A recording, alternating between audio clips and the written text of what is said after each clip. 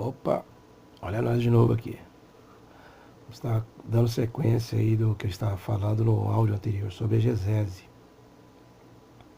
E os barulhos aqui, como eu havia informado aos senhores, para mim é muito complicado. E para falar desses assuntos de forma mais clara, de forma concisa, eu preciso estar concentrado, né?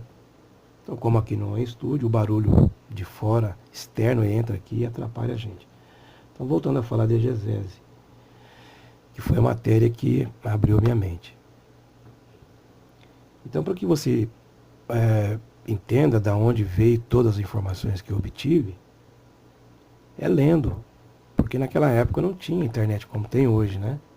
Ou você lia o livro, ou você ficava sem informação. E já no período aí no início da década de 90, quando a internet começou a engatinhar no Brasil, nem todo mundo tinha acesso à internet, era só empresa, porque a internet era caro pra caramba. Ainda é caro, né? Mas hoje está mais fácil das pessoas terem acesso à internet, mas naquela época era complicado.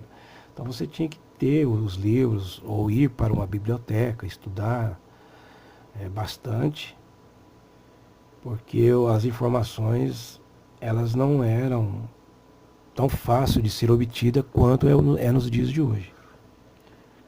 Mas para que você entenda, a matéria da exegese exige do teólogo que ele venha aprender as técnicas de como se faz uma interpretação, que são várias técnicas. Eu não vou falar sobre isso porque eu não vou dar aula de teologia.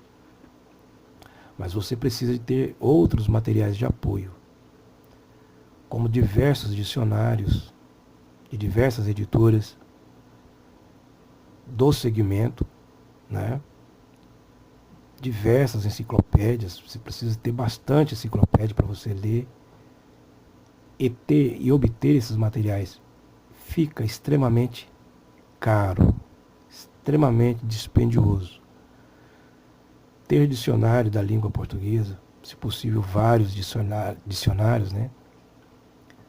Ter dicionário, um léxico grego, hebraico, português, para que se possa compreender as línguas antigas, para que se possa fazer uma boa interpretação a partir da exegese, né, dos livros em questão. Porque quando você estuda exegese, você pode estudar qualquer livro religioso. Não importa qual religião. Você pode pegar qualquer livro do Espiritismo, o livro judaico, os livros hindus, japonês, não interessa. Porque a exegese ela te dá condições para você entender e compreender qualquer assunto. Desde que a pessoa tenha condições e capacidade, né, para entender e compreender. Porque tem pessoas que lêem, mas não compreendem. E tem pessoas que não sabem nem ler. Né? É muito complicado isso. Então, ter livros de gramática da nossa língua portuguesa, entender a formação do nosso idioma é importante.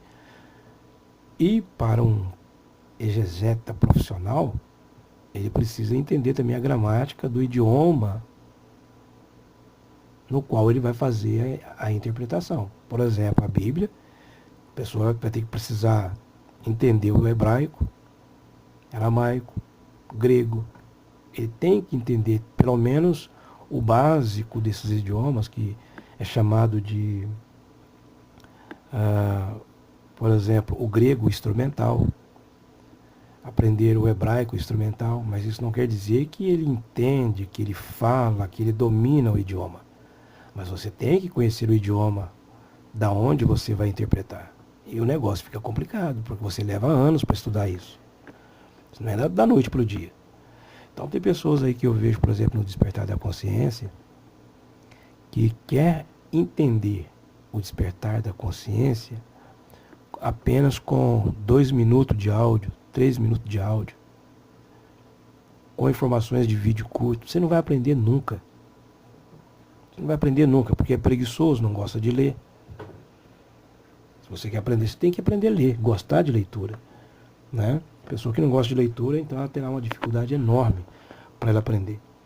E a leitura, além de trazer as informações, Isso vai ampliando aí o nosso conhecimento cultural, né? Isso é muito importante. Então você tem que ter livros de arqueologia. Olha, você tem que estudar livros de arqueologia, estudar, ter conhecimento sobre a antropologia da religião, a antropologia que se estuda na faculdade, né? O que se pensa os cientistas, entender a filosofia da religião, entender e conhecer a filosofia da patrística. No meu caso, como eu estudava a Bíblia, né? Então eu tenho que entender, eu tenho que conhecer, eu sou obrigado a conhecer a história de Israel. Não tem escapatória. Coisa que no início, quando eu comecei a estudar teologia, eu não gostava de história.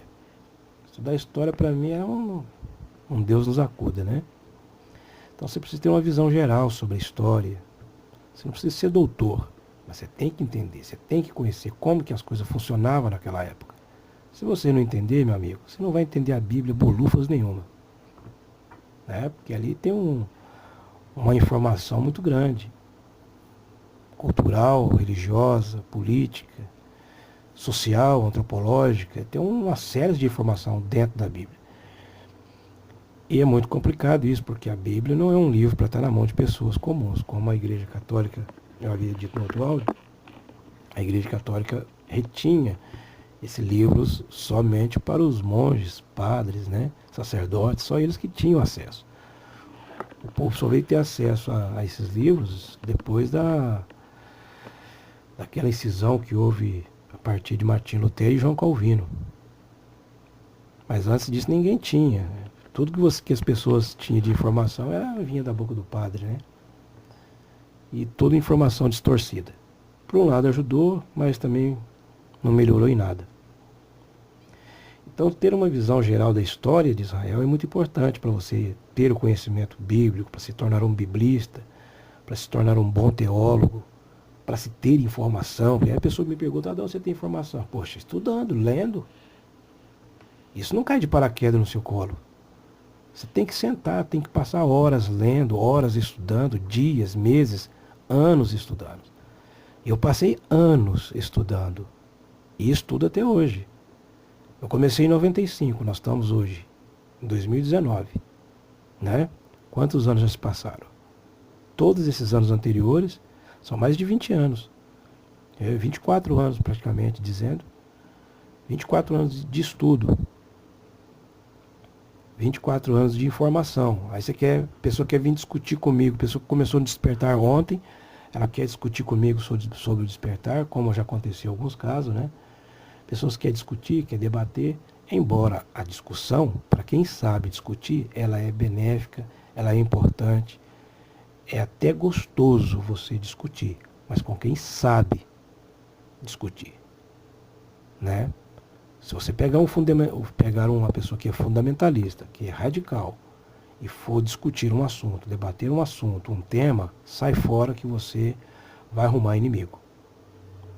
Tá? Então tem pessoas que começou aí 1 ano, 2 anos no despertar da consciência, ela quer vir discutir comigo assuntos que eu estudei e estudo até hoje, há 24 anos.